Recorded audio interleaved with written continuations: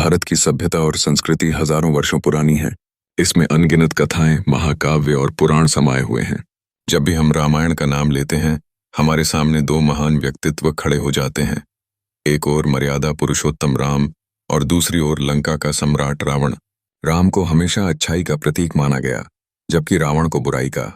दशहरे पर जलते हुए रावण के पुतले इस विचारधारा को और मजबूत करते हैं। लेकिन क्या कहानी यहीं तक सीमित है? क्या रावण केवल एक खलनायक था? असल में रावण का व्यक्तित्व इतना गहरा और जटिल है कि उसे सिर्फ बुरा कह देना उसके असली स्वरूप के साथ न्याय नहीं होगा। वह न केवल एक असाधारण योद्धा और शासक था, बल्कि महान विद्वान, ज्योतिषाचार्य, संगीतज्ञ और शिवभक्त भी था। यही कारण है कि रावण का नाम आज भी रहस्य से भरा हुआ है। रावण का जन्म त्रेता युग में हुआ। उसके पिता थे विश्रवा ऋषि, जो पुलस्त्य ऋषि के पुत्र थे। पुलस्त्य ऋषि स्वयं ब्रह्मा के मानस पुत्र थे, यानी रावण का वंश सीधे ब्रह्मा से जुड़ा हुआ था। इस दृष्टि से रावण एक ब्राह्मण था। उसकी माता कैकसी दैत्य कुल से थी। उनका स्वभाव उग्र और पराक्रमी था। यही कारण है कि रावण के व्यक्तित्व में ब्राह्मण का ज्ञान और दैत्य की वीरता दोनों एक साथ दिखाई देते हैं। रावण के 3 प्रसिद्ध भाई थे: कुंभकर्ण, अपार बल और विशाल काया का धनी; विभीषण, धर्मप्रिय और राम भक्त; कुबेर, धन के देवता और लंका के मूल शासक। रावण की एक बहन भी थी, जिसका नाम था शूर्पणखा। आगे चलकर उसी ने राम और रावण के संघर्ष की पृष्ठभूमि तैयार की। बचपन से ही रावण असाधारण प्रतिभाशाली था। कहा जाता है कि उसने बचपन में ही वेद और उपनिषदों का अध्ययन कर लिया था। उसे ज्योतिष, खगोल शास्त्र और आयुर्वेद का गहरा ज्ञान था। उसने कठोर तपस्या और शिक्षा प्राप्त करके सभी शास्त्रों में महारत हासिल की। कुछ ग्रंथों के अनुसार रावण ने महर्षि गौतम और महर्षि पुलस्त्य से विद्या प्राप्त की। वहीं संगीत और नृत्य की शिक्षा उसे स्वयं भगवान शिव से प्रेरणा स्वरूप मिली। लंका, जिसे आज श्रीलंका कहा जाता है, उस समय सोने की नगरी कहलाती थी। कहा जाता है कि इसे स्वयं विश्वकर्मा ने बनाया था।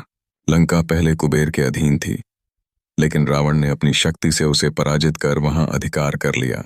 इसके बाद लंका उसकी राजधानी बनी। लंका का साम्राज्य समुद्र के बीच बसा हुआ था। चारों ओर ऊंचे किले और सुंदर महल थे। वहां की सड़कों पर सोना जड़ा हुआ था। रावण के शासनकाल में लंका समृद्धि और वैभव की चरम सीमा पर पहुंची। रावण भगवान शिव का परम भक्त था। एक कथा के अनुसार जब रावण कैलाश पर्वत पर गया तो उसने अहंकार में आकर पूरा पर्वत उठा लिया। भगवान शिव ने अपनी अंगुली से पर्वत को दबा दिया और रावण नीचे फंस गया। उस समय रावण ने कई वर्षों तक शिव की स्तुति की और शिव तांडव स्तोत्र की रचना की। यह स्तोत्र संस्कृत का अनुपम काव्य माना जाता है। इसमें रावण ने शिव के तांडव स्वरूप का अद्भुत वर्णन किया। रावण ने शिव की आराधना कर अनेक वरदान भी प्राप्त किए। उसने कठोर तपस्या करके ब्रह्मा और शिव दोनों को प्रसन्न किया। रावण की तपस्या से प्रसन्न होकर ब्रह्मा ने उसे अद्भुत वरदान दिए। कोई देवता, दानव, गंधर्व, यक्ष या राक्षस उसका वध नहीं कर सकेगा। उसे दिव्य अस्त्रों का ज्ञान मिला। उसकी शक्ति 10 गुना बढ़ गई। यही कारण था कि वह देवताओं पर भारी पड़ता था। इंद्र तक उसकी शक्ति से भयभीत रहते थे। रावण न केवल योद्धा था, बल्कि महान विद्वान भी। उसने कई ग्रंथों की रचना की, जिनमें से प्रमुख हैं रावण संहिता, ज्योतिष और नाड़ी ज्योतिष पर आधारित; आरोग्य शास्त्र, आयुर्वेद का अद्भुत ज्ञान; कुमार तंत्र, ज्योतिष और तांत्रिक विद्या का संग्रह। इन ग्रंथों से पता चलता है कि रावण का ज्ञान केवल धर्म तक सीमित नहीं था, बल्कि विज्ञान और चिकित्सा तक फैला हुआ था। रावण को संगीत का जनक भी माना जाता है। उसने रुद्र वीणा का आविष्कार किया।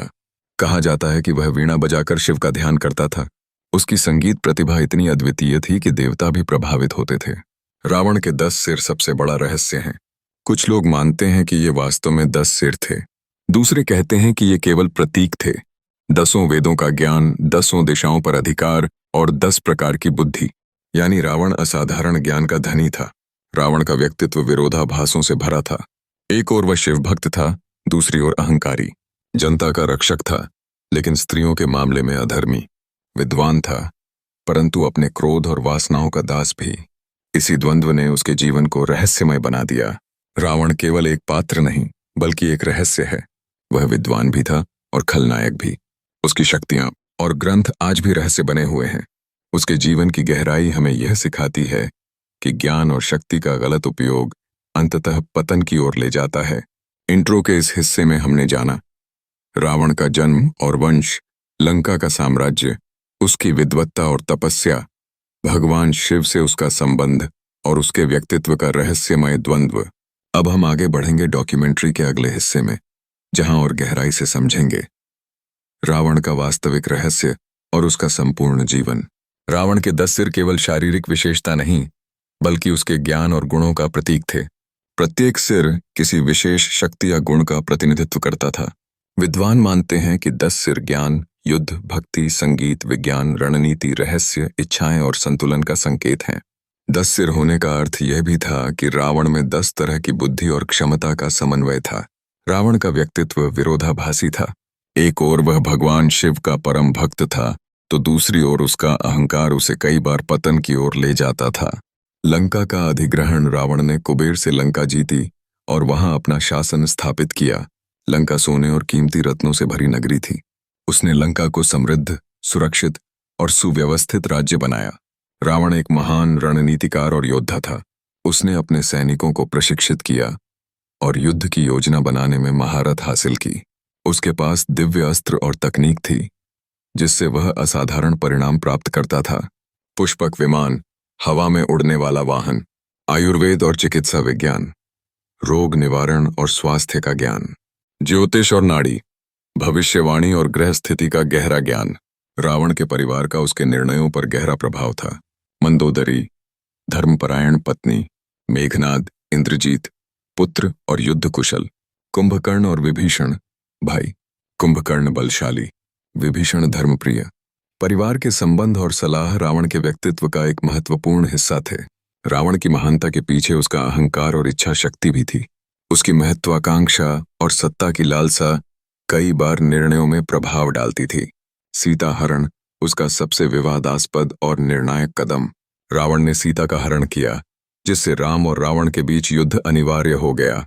कुछ विद्वान मानते हैं कि रावण की यह गलती केवल अहंकार के कारण हुई थी। रावण केवल भौतिक शक्ति का उपयोग नहीं करता था, वह रणनीति और युद्ध नीति में भी निपुण था। उसके पास दिव्य अस्त्र और शस्त्रों की विशेष शक्ति थी।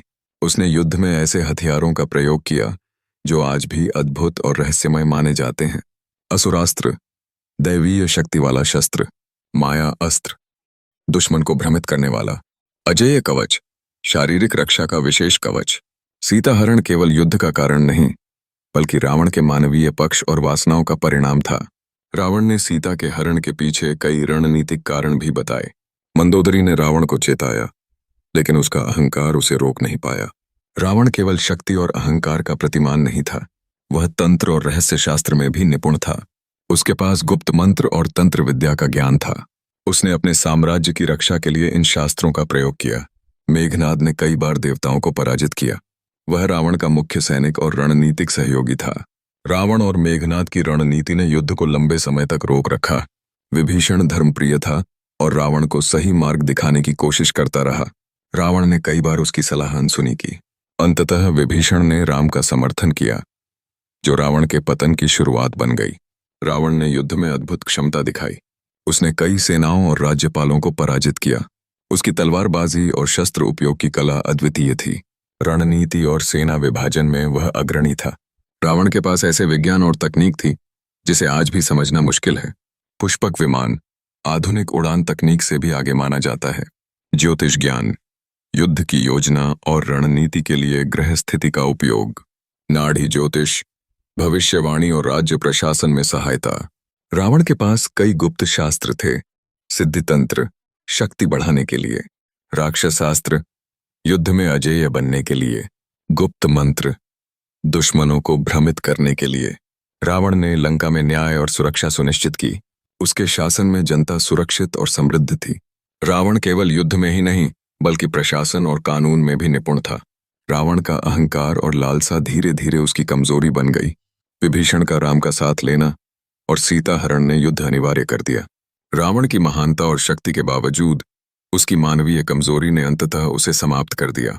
रावण का जीवन जितना महान था, उतना ही उसका अंत भी शक्तिशाली और दुखद था। राम और रावण के बीच हुए महायुद्ध ने रावण के पतन का मार्ग तय किया। विभीषण ने राम के पक्ष में आकर रावण के साम्राज्य को आंतरिक कमजोरी दी। मेघनाद, इंद्रजीत की वीरता के बावजूद उसके अस्त्र और शक्ति रावण को नहीं बचा सके।